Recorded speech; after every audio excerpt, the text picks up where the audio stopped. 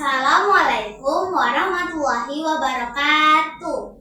Hai teman-teman, perkenalkan nama saya Sawana Filaqalbi Saragi. Saya perwakilan dari Sekolah Mizanul Hasanah Petamburan. Kali ini saya akan bercerita tentang legenda Laukawan. Pada zaman dahulu kala, tersebutlah sebuah kisah. Ada sebuah desa yang sangat subur di daerah Kabupaten Kaur, Desa Kawan. Penduduk desa ini umumnya bermata pencarian sebagai petani. Hasil panen mereka selalu melimpah ruah. Suatu waktu, hasil panen mereka meningkat 2 kali lipat dari tahun sebelumnya. Lumbung-lumbung mereka penuh dengan hasil panen. Untuk mensyukuri nikmat Tuhan tersebut, mereka pun bergotong royong untuk mengadakan upacara adat dengan menggelar gendang buro-buro aron. Gendang buro-buro aron adalah musik khas masyarakat Kaur. Pada pesta yang hanya dilaksanakan setahun sekali itu, seluruh penduduk hadir, kecuali seorang nenek tua renta yang sedang menderita sakit lumpuh. Padahal anak, menantu, dan cucunya turut hadir pada pesta itu.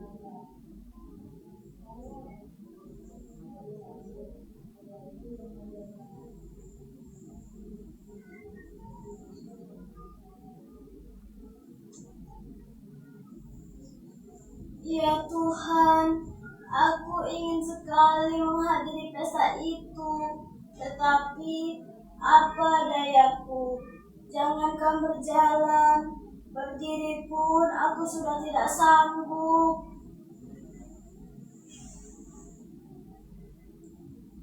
Ratap si nenek tua dalam hati. Ia hanya bisa membayangkan betapa meriahnya suasana pesta itu. Ketika siang menjelang, ia mulai sangat merasa lapar karena sejak pagi belum ada sedikit makanan yang mengisi perutnya. Kini, ia hanya mengharapkan anak atau menantunya ingat dan menghantarkan makanan untuknya. Tetapi, setelah ditunggu-tunggu, tak seorang pun yang datang.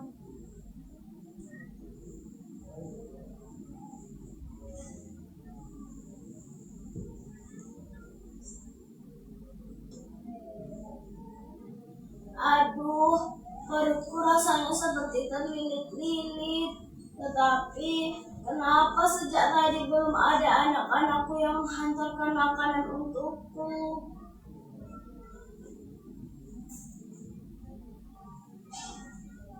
Kata si nenek tua yang badannya sudah gemetar menahan lapar. Dengan sisa-sisa tenaga yang ada, ia pun mencoba mencari makanan di dapur, tetapi ia tidak menemukan apapun. Rupanya, sang anak sengaja tak masak pada hari itu karena di tempat upacara tersedia banyak makanan. Nenek tua itu pun kembali ke tempat pembaringannya dengan beringsut-insut. Dan ibu tua itu pun menangisi nasibnya yang malang.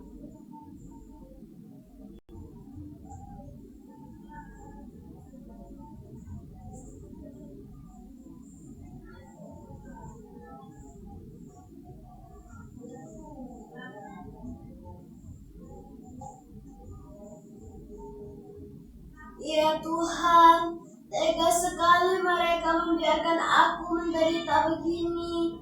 Di sana mereka makan enak-enak sampai kenyang, sedangkan aku dibiarkan kelaparan. Sungguh kejam mereka.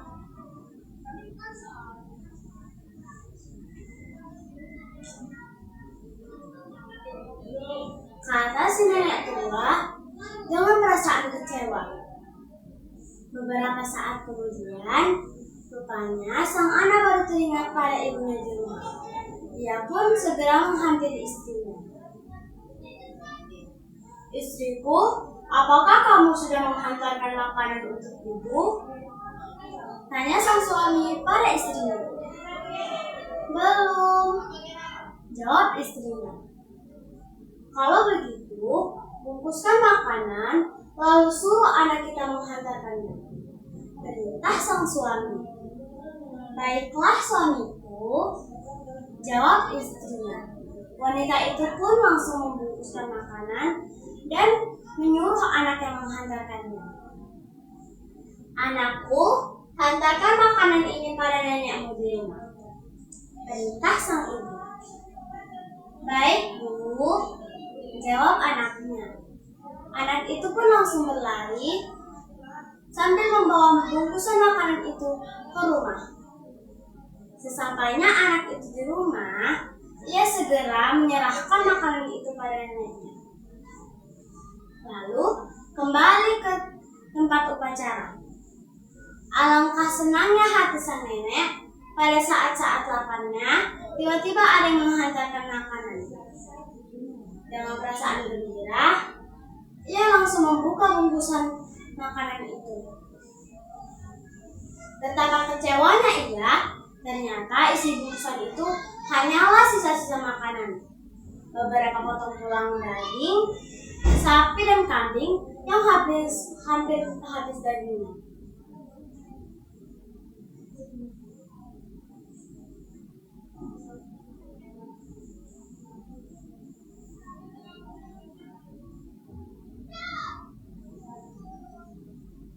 Ya Tuhan, apakah mereka sudah menganggapku seperti binatang?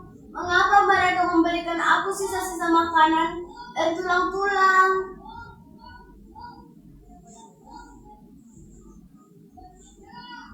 Gumam si nenek tua dengan perasaan kesal.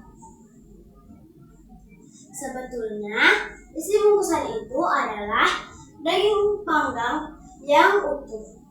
Tetapi di tengah perjalanan, sang cucu memakan sebagian bungkusan itu, sehingga yang tersisa hanyalah tulang-tulang. Si nenek yang tidak tahu kejadian sebenarnya, ia mengira bahwa anak dan menantunya lah yang sudah berbuat seperti itu. Maka dengan perlakuan begitu, ia pun segera berdoa kepada Tuhan agar mengutuk anak dan menantunya.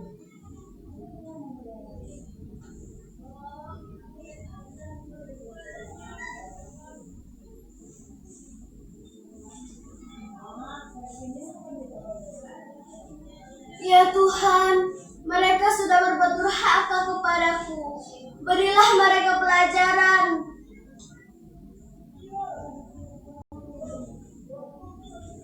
Baru saja kalimat itu lepas dari mulut si nenek tua, tiba-tiba terjadi gempa bumi yang dahsyat. Langit menjadi mendung, guntur gelegar bagai memecah langit.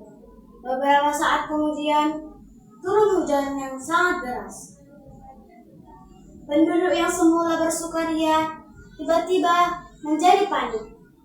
Suara jerit, tangis, dan meminta tolong terdengar dari mana-mana. Tetapi mereka tidak bisa menghindar dari kejadian alam yang sangat menyeramkan itu.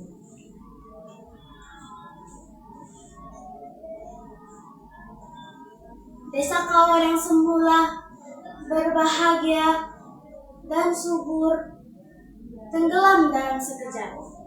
Beberapa hari kemudian, desa itu menjadi kawah yang besar dan digenangi air.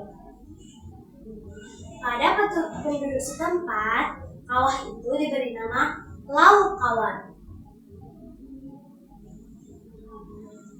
Pada cerita yang di atas, ada beberapa pesan moral yang dapat kita petik dari cerita tersebut.